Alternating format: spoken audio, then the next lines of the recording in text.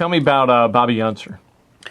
I think Bobby Unser, while he's a three-time winner of the 500, but I think probably when I think about him, I just think about 100% qualifying runs.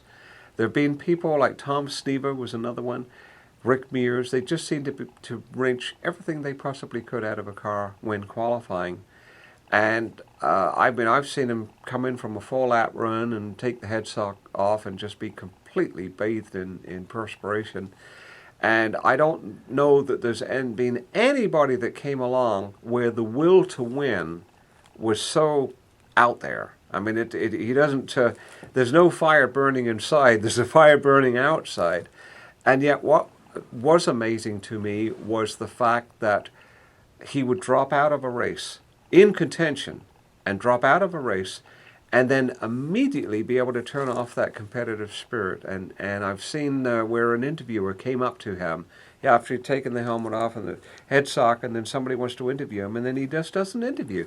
And I thought that's extraordinary, because this is his whole life, is coming to the Speedway, and it's a whole year that has been the build-up, and he was in contention, and it got ripped away. And it's another year before he could do it again, and yet he can turn it off that quick. I always thought that was truly amazing. Why did he retire so young? Well, he was not. He was when he retired. He was born February the 20th of 1934, and when he retired, it was 1983. So he was 49 when he retired. But he had he'd still been very, very successful. Oh yeah, actually, his last start was 1981. And he didn't. He with a victory, and little trivia about it. His three victories each came in a different decade. He won in 68, 75, and 81, each in a different decade. But 81 was his last start. But in 82, he was hired by Jose Garza's mother to be Jose coach for 1982.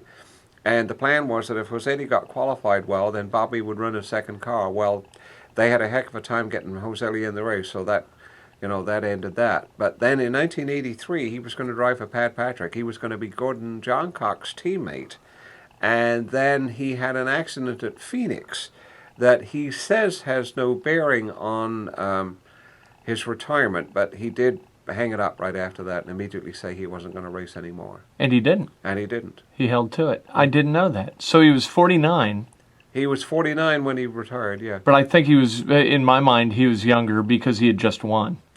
Well, I mean, he had youthful appearance, and I mean, he was always very trim and fit, and just great with the people, and